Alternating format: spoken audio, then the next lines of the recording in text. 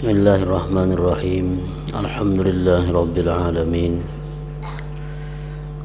Wassalatu wassalamu ala asyrafil anbiya wal mursalin sayyidina maulana Muhammadin wa ala alihi wa sahbihi ajma'in. Berkata Al-Imam Al-Ghazali rahimahullah wa nafa'ana bi ulumih, guruku Abu Bakar Al-Warraq berkata, perhatikanlah jika nafsumu dalam menghadapi perbuatan yang tergerak di dalam hatimu itu bertindak dengan giat. Artinya, apabila di dalam hati kita ada geritik hendak melakukan sesuatu, kemudian nafsu kita mendukung terhadap apa yang tersirat di dalam hati itu, nafsu kita mendukung dengan giat,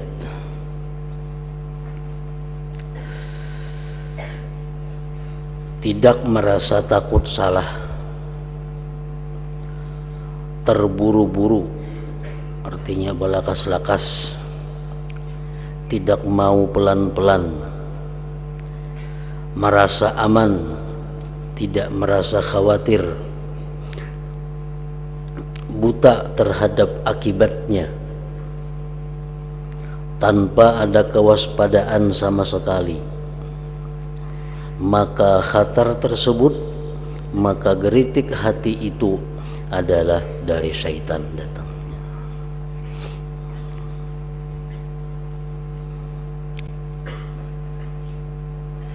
Ini baik perbuatan yang mubah atau perbuatan yang sifatnya ibadah,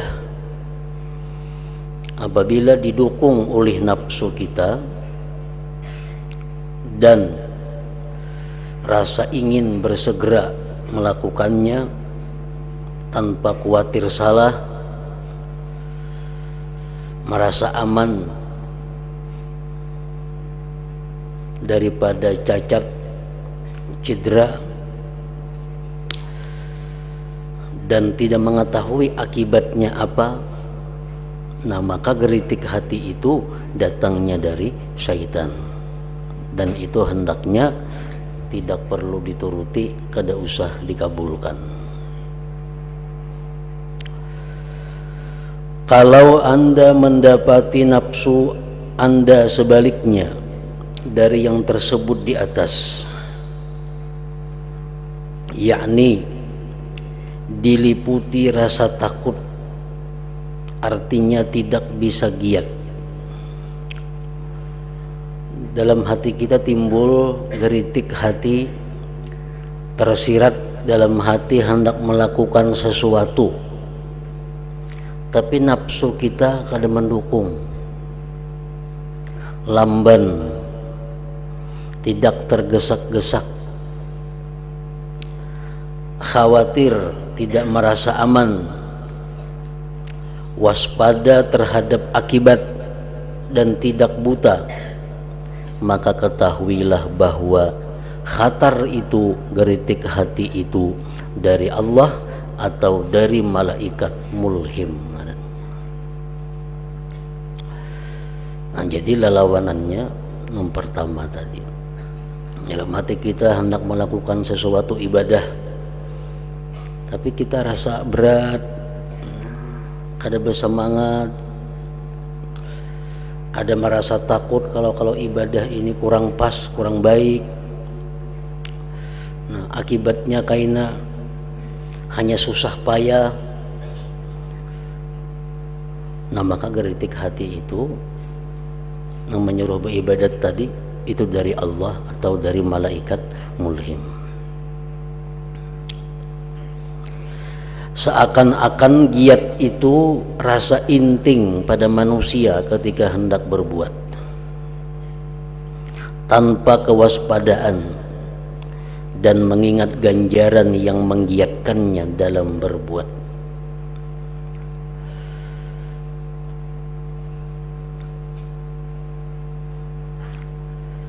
Itu tadi menunjukkan yang demikian dari syaitan.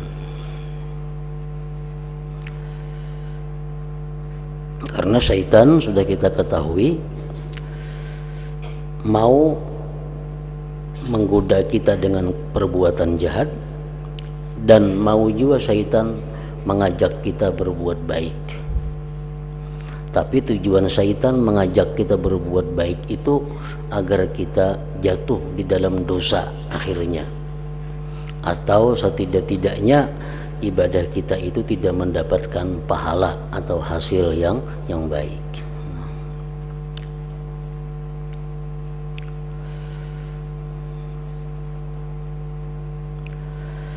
Dituturkan dalam sebuah hadis dari Nabi Muhammad sallallahu alaihi wasallam,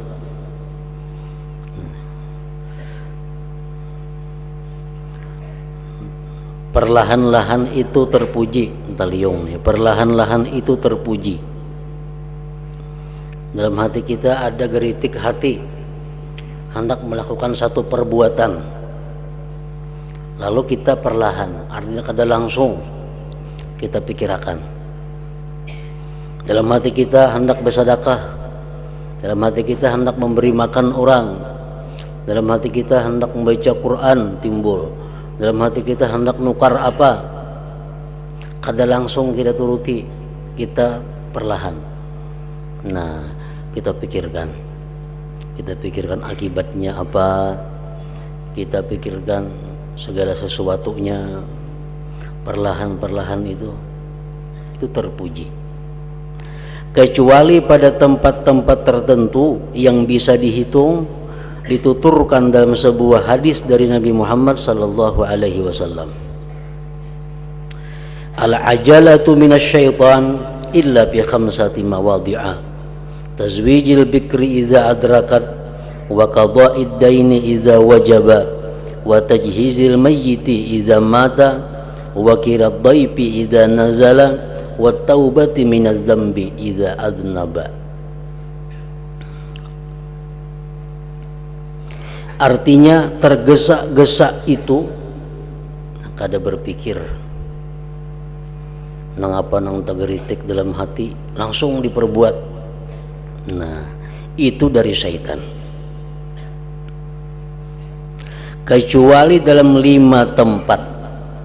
5 tempat ini kita kada dituntut berpikir banyak. 5 tempat ini kita dituntut untuk berpikir segera. 1. Menikahkan anak perempuan perawan ketika telah mencapai umur balik artinya.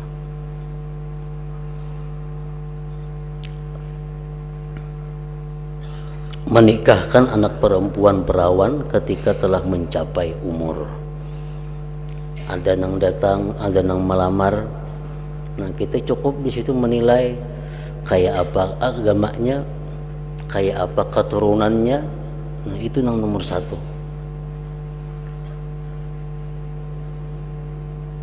Kada terlalu jauh kita berpikir atau menyelidiki tentang orang yang melamar itu.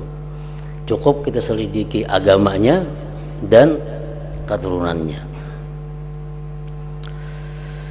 Yang kedua, membayar hutang apabila sudah sampai waktunya harus membayar. Nah, kalau sudah hutang janji isuk habis tengah hari, nah isuk begitu habis tengah hari, jangan berlambat-lambat lagi, segera bayar hutang.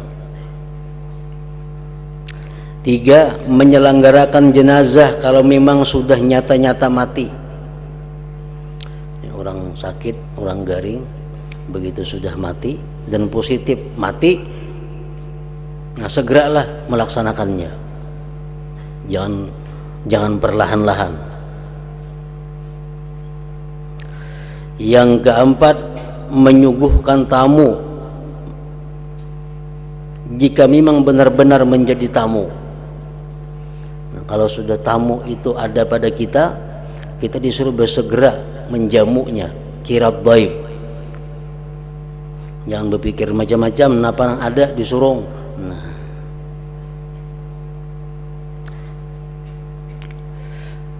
menyuguh tamu memang benar-benar menjadi tamu. Yang menjadi tamu itu orang yang sudah naik ke rumah kita, itu tamu orangnya. Kalau orang masih di pelatar, masih mengatuk, itu belum tamu lagi. Bila sudah masuk ke rumah kita, nah itu orangnya adalah tamu kita. Yang kelima, taubat dari dosa tatkala melakukan dosa. Jangan berlambat-lambat, jangan perlahan-lahan, itu kita disuruh bersegera. Nah, jadi 5 perkara itu bersegera, berencap, terpuji. Yang lainnya kita disuruh perlahan, kita disuruh berpikir akibatnya apa, berpikir apa-apa yang bisa merusak yang kita kerjakan ini. Banyak yang kita perhatikan.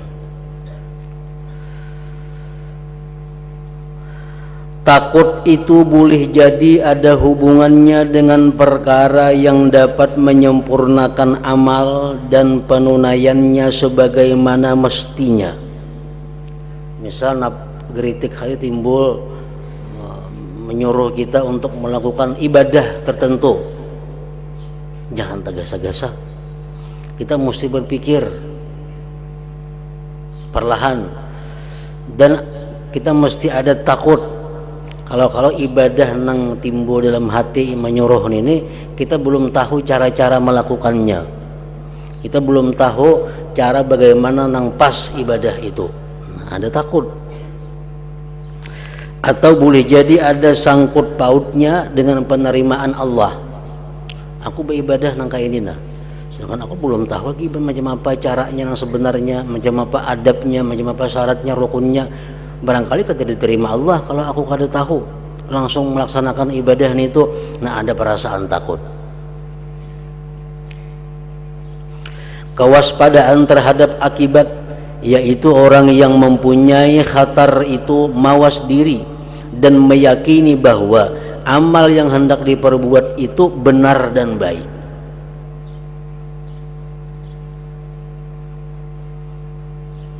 Dan boleh jadi karena memandang pahala Allah di akhirat serta mengharapkannya. Nah, jadi kalau kita tersirat di dalam hati hendak melakukan satu kebaikan, satu ibadah, tapi di dalam hati kita kadang-kadang memikirkan akibatnya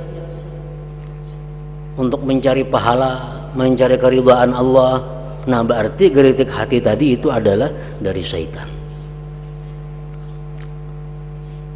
Nah, pahamilah keterangan ini. Mudah-mudahan engkau mendapatkan taufik dari Allah Subhanahu wa ta'ala. Inilah 3 pasal yang harus engkau ketahui mengenai berbagai khatar geritik. Peliharalah dan pusatkanlah perhatian kepada 3 pasal tersebut sekuat-kuatnya. Karena 3 pasal itu termasuk ilmu yang lembut dan rahasia agama yang mulia dalam bab ini. Semoga Allah Ta'ala dengan anugerahnya memberikan taufik kepada kita semua. Amin ya rabbal alamin.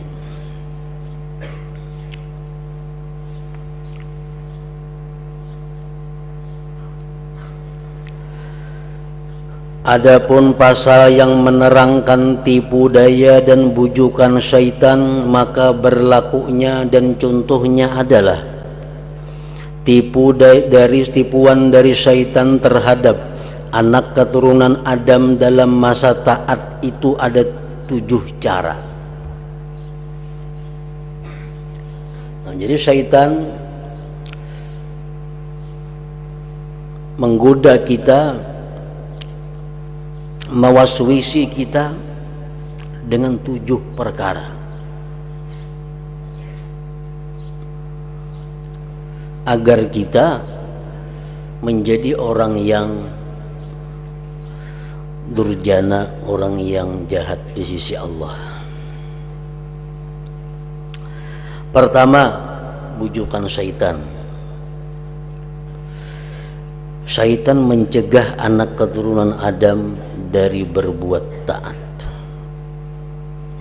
ujar syaitan ikam paraya beribadah, ikam paraya berbuat taat,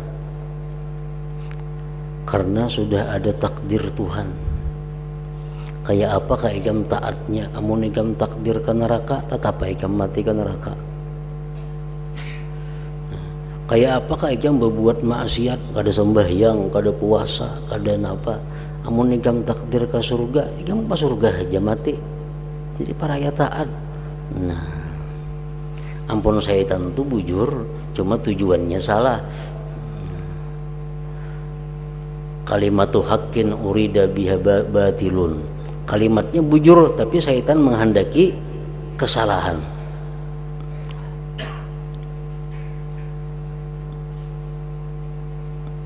Mencegah anak keturunan Adam dari berbuat taat.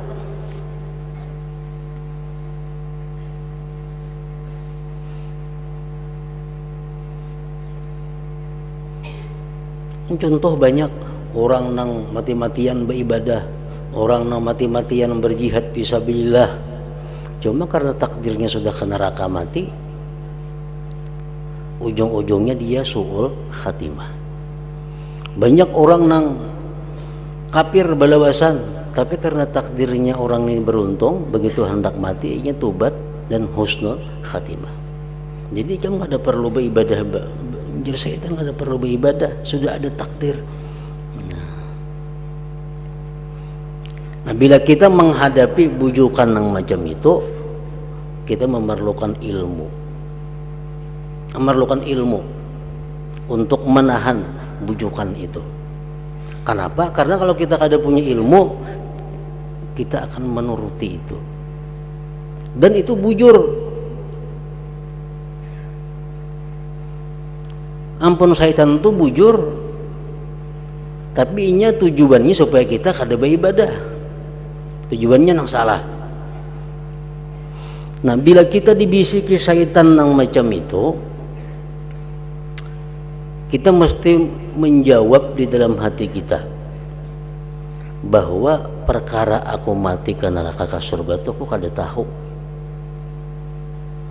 Aku ini takdir ke surga ke neraka kah? Aku kada tahu. Andai kata aku mati ke neraka juga, taat-taat yang kulakukan ini mengurangi siksa dalam neraka. Andai kata aku ke surga, akan menambah banyaknya nikmat-nikmat yang ku terima kayaknya di dalam surga. Di neraka tuh kada sama azabnya, bertingkat-tingkat. Orang yang sepanjang hidupnya kafir sampai mati kafir, itu sangat berat azabnya. Kenapa? Pertama, inya kafir. Yang kedua, inya kada sembahyang, inya kada puasa, inya kada berzakat, inya kada naik haji, inya berzina, inya riba, inya makan haram, macam-macam. Jadi siksaannya di akhir itu bertumpuk-tumpuk. Karena orang kafir itu dibebani dengan hukum-hukum syariat. Jadi siksaan kafirnya ada, siksaan meninggalkan ibadah itu ada. Kalau orang yang sepanjang umurnya taat kepada Allah, cuma orang ini ditakdirkan Tuhan matinya ke neraka, sehingga pada akhir hayatnya ini berbuat satu dosa besar atau bermurtad, mati ke nerakanya. Nah, azabnya lain untuk lawan yang pertama tadi. Kenapa? Karena ini semasa hidupnya saya sembahyang, ini puasa, ini berzikir, ini sembahyang itu ada hitungannya. Nah, jadi azabnya di akhirat lain. Nah, itu kita jawab syaitan, aku beribadah ini andai katakan neraka mati, ya sekada-kadanya azab neraka itu yang ku terima kafirnya itu aja. Tapi aku sembahyang gitu dulu, puasa aja, berzakat aja. Kalau kafir seumuran tuh makin berat siksanya. Orang yang minum arak sesindok, lawan minum arak 2 sindok, samalah siksanya, kada mau sama. Berat nang 2 sindok. Sama orang sembahyang 2 rakaat, lawan sembahyang 3 rakaat, mana banyaknya pahala? Banyak nang 3 rakaat. Orang berzikir sekali, la ilaha illallah. Nang saya pun berzikir 2 kali, banyak nang 2 kali, kada mau sama. Nah, perbuatan dosa pun ke itu juga. Jadi kalau syaitan mengajak kita, ini kamu buat apa beribadah? Ikan pun sudah ada takdir. Nah, kita jawab bahwa aku ini nang ada takdir tahu pada ada takdir, tapi aku kada tahu takdirku baik atau kada. Nah, ibadah aku nang kulakukan ini pasti akan berguna kayaknya di akhirat. Baik aku orang nang celaka atau aku orang beruntung, ibadahku ini ada manfaatnya di akhirat.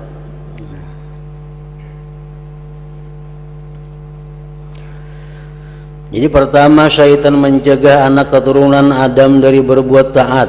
Apabila anak keturunan Adam itu dijaga oleh Allah, maka ia menolak bisikan syaitan dengan mengatakan, nah kalau kita ini diberi hidayah oleh Allah, kita dijaga oleh Allah, kita bisa menjawab bujukan syaitan tadi. Nah, pajar kita, hai iblis, aku ini sangat membutuhkan taat kepada Allah Ta'ala, karena aku harus mempunyai bekal dari dunia yang fana untuk menuju ke akhirat yang kekal abadi. Jadi aku mesti sembahyang, aku mesti membaca Quran, aku mesti membaca salawat. Kalau syaitan mengajak kita supaya jangan beribadah, bila mana kita sudah bisa mengalahkan syaitan, ada mampaninya, nah kemudian syaitan menyuruh, bujukan yang kedua, menyuruhnya agar menunda. Syaitan, ayo ikam hendak taat, ayo ikam hendak berkhidmat beribadah, cuma kaina ikam masih anum, hanya 60 tahun padahal anum mulai syaitan. Nah, hanya ikam masih anum lagi tuh kai ikam bahari mati umur 100, ikam hanya 60 40 lagi ikam kayak kai. Nah,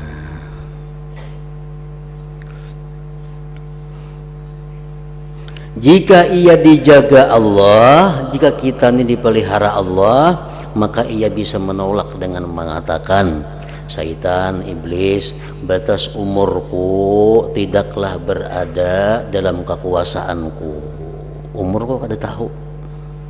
Di samping itu, kalau aku menunda-nunda amal hari ini sampai besok, lalu amal besok kapankah aku kerjakan?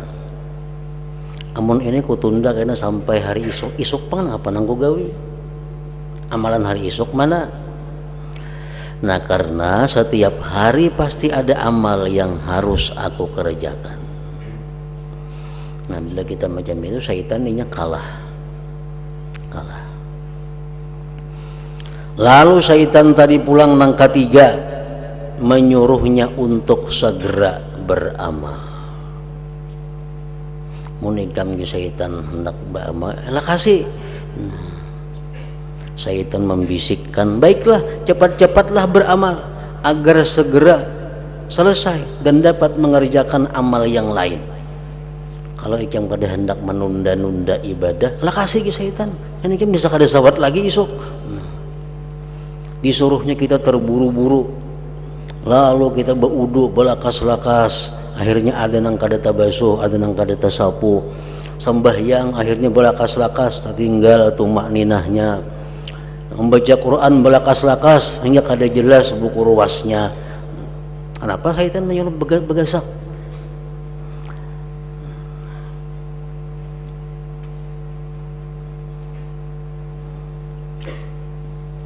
Apabila anak keturunan Adam itu dijaga Allah Ta'ala, maka ia bisa menolak dengan mengatakan, syaitan, iblis, amal sedikit tetapi sempurna adalah lebih baik daripada amal banyak yang tidak sempurna. Aku mesti membaca seayat Al-Quran syaitan, tapi aku perlahan, panjang handapnya terjaga, tajwidnya terpelihara, maknanya aku sempat memahami, tujuannya aku mengerti. Itu lebih baik daripada aku baca sajus cuma kada tahu napa-napa. Jadi aku kada perlu belaka-lakas, kada perlu beranjap-anjap, mesti seayat mengaji cuma mengerti, cuma paham dan tajwidnya bagus. Nah, itu pahalanya lebih besar di sisi Allah daripada sembahyang atau membaca Quran yang banyak tapi kada tahu napa-napa. Nah, bila kita macam itu bisa menjawab, syaitan kalah pulang. Kemudian syaitan menyuruhnya supaya menyempurnakan amal dengan menampak-nampakkan kepada masyarakat. Ya, syaitan bujur juga. Jam itu bujur ke syaitan itu sedikit tapi sempurna, lebih baik daripada banyak tapi cacat. Nah, lalu syaitan menyuruh kita, ikam tujuh syaitan kalau ikam beramal tu baik, amal ikam sempurna, tu baiknya supaya orang tahu, supaya orang melihat ikam beramal tu. Nah, nyaman kan orang mencontoh kayak ikam tuh, kayak si Fulan tuh baik amalannya. Nah, sembahyangnya perlahan bagus, bacaannya bagus. Jadi ikam beramal baik di tengah-tengah orang ke syaitan. Tujuannya apa? Supaya kita ini ada ria. Nah, bila ria, amal ibadah kita ada jadi pahala, bahkan jadi dosa. Itu gawian syaitan. Ini bila menyuruh baik itu pasti ada ujung-ujungnya supaya dosa. Namun ikam beramal hendak perlahan, hendak bagus, hendak teliti, itu bujur. Tapi syaitan baiknya di tengah orang banyak, nyaman orang banyak melihat.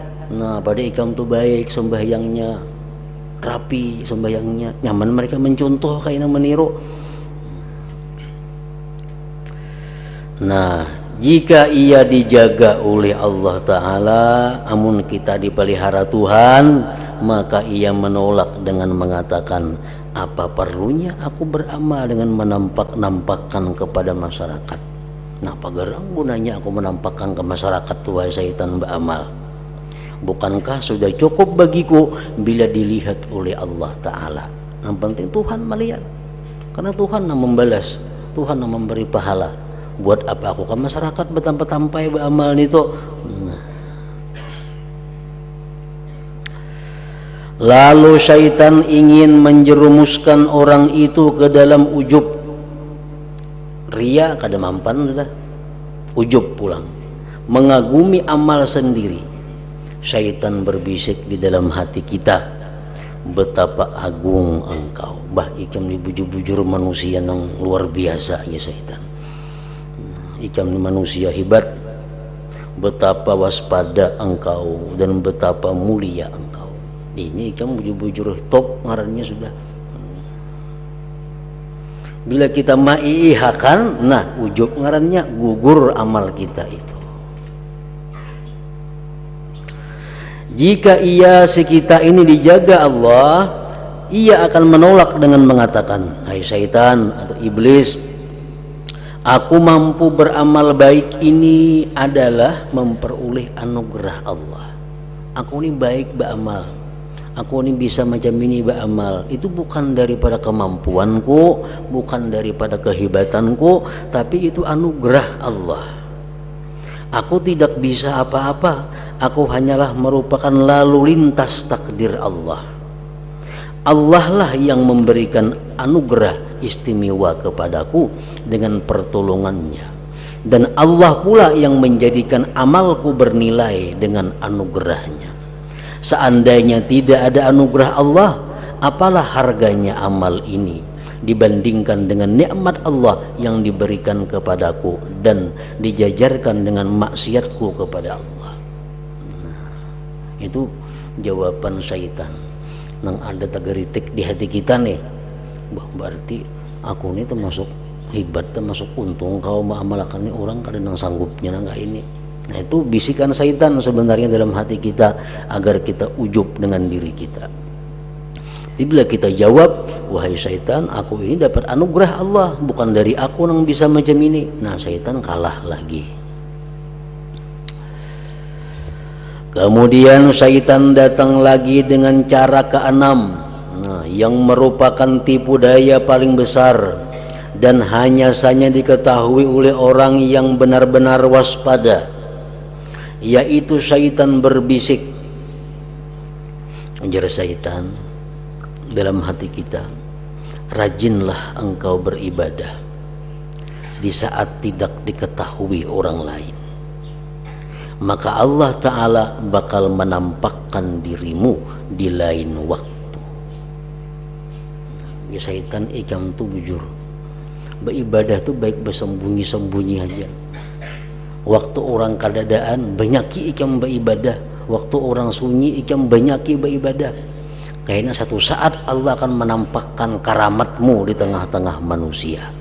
Karena Allah akan menampakkan keistimewaanmu di tengah-tengah makhluknya. Nah, ujar syaitan.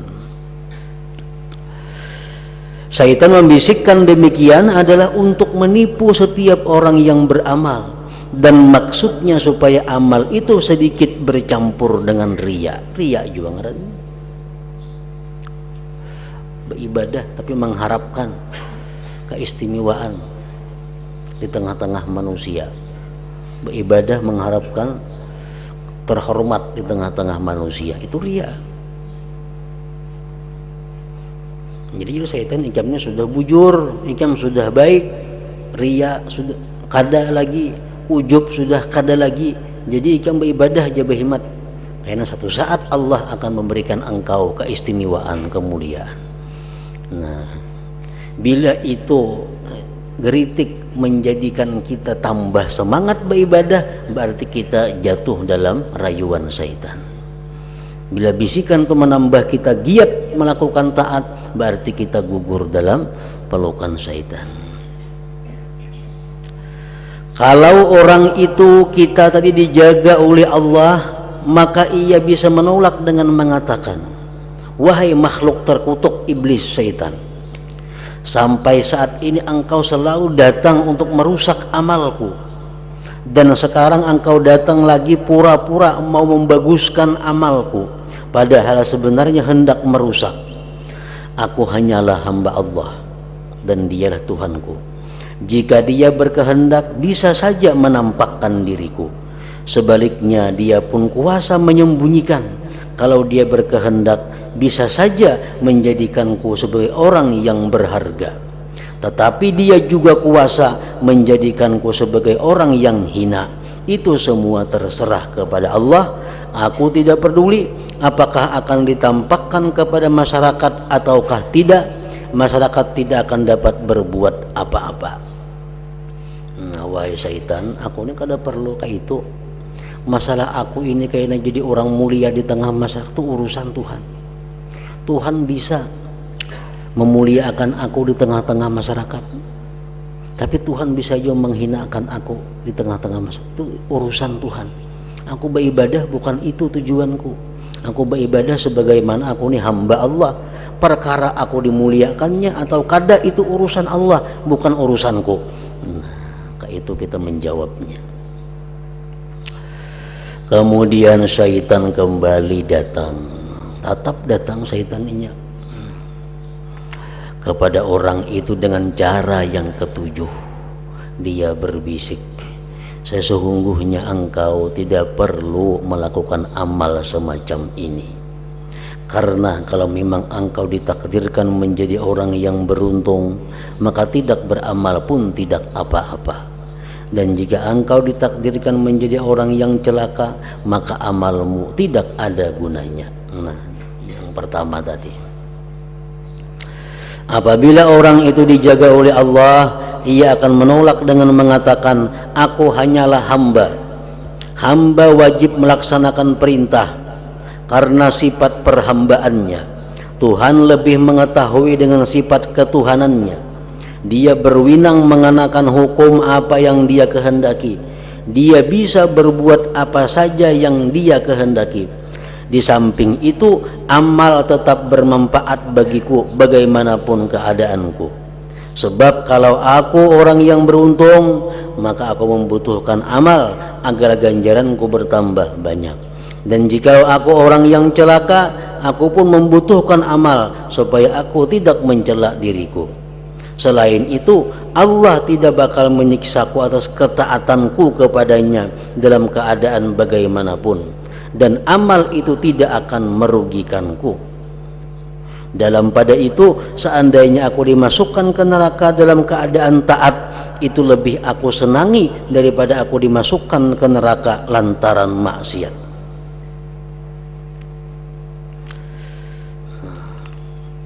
Itu jawaban kepada syaitan tadi. Nah, kita melihat kenyataan. Ada orang dulu rajin beribadah, rajin nuntut ilmu, bakti kepada kedua orang tuanya, sembahyang selalu berjamaah. Tapi sekarangnya mengaji nang apakah?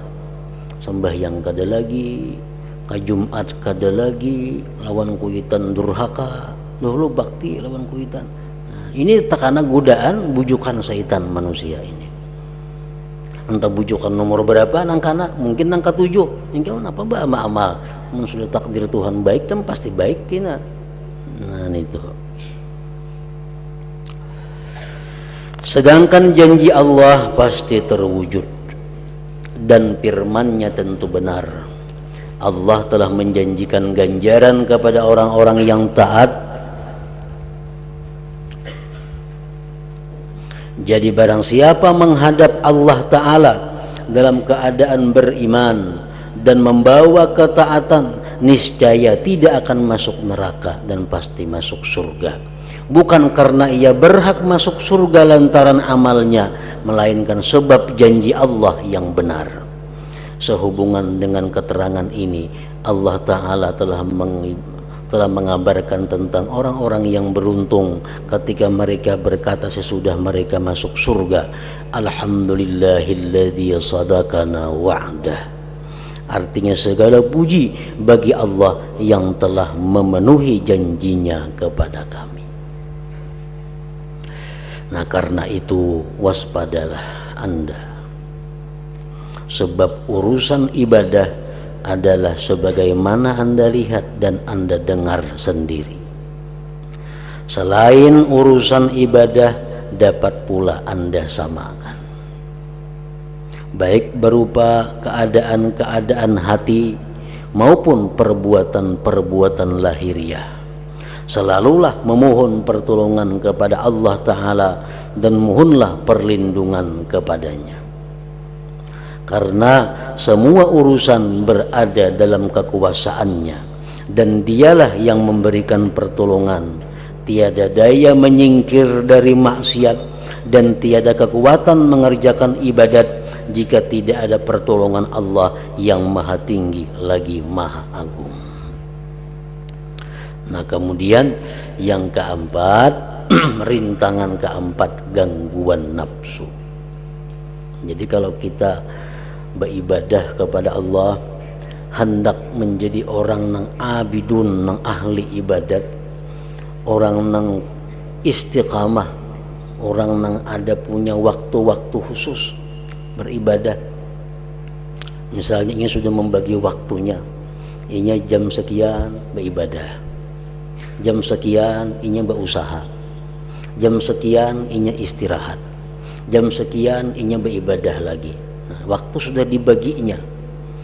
Nah, kawalah disiplin menjalankan itu sulit. Kenapa? Karena rintangannya, halangannya ada 4 perkara. Pertama, halangannya adalah dunia, ekonomi. Nah, kenapa ekonomi? Karena orang nang konsekuen dalam ibadah kepada Allah itunya hati-hati berusaha. Ada kaya nang halal haram semua diambili lagi. Waktu berusaha punnya sedikit terbatas karena takut ibadahnya terganggu. Jadi halangan yang pertama adalah ekonomi yang dilaluinya.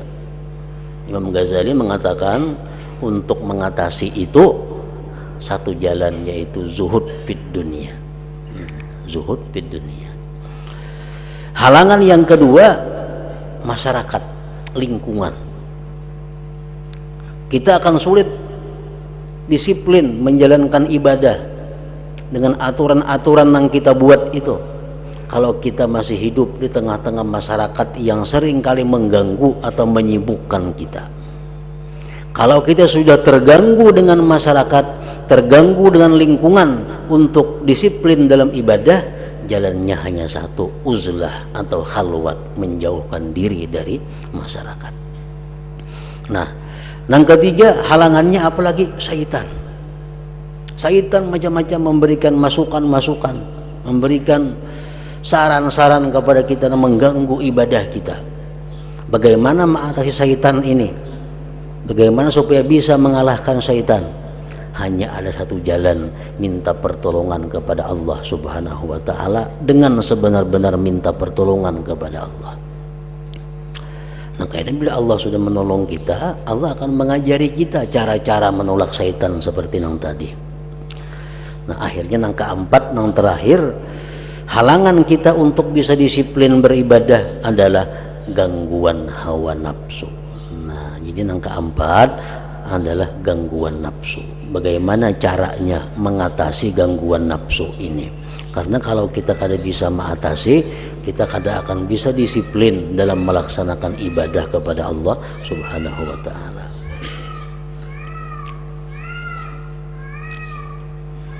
La hadratin Nabi sallallahu alaihi wasallam al-Fatihah.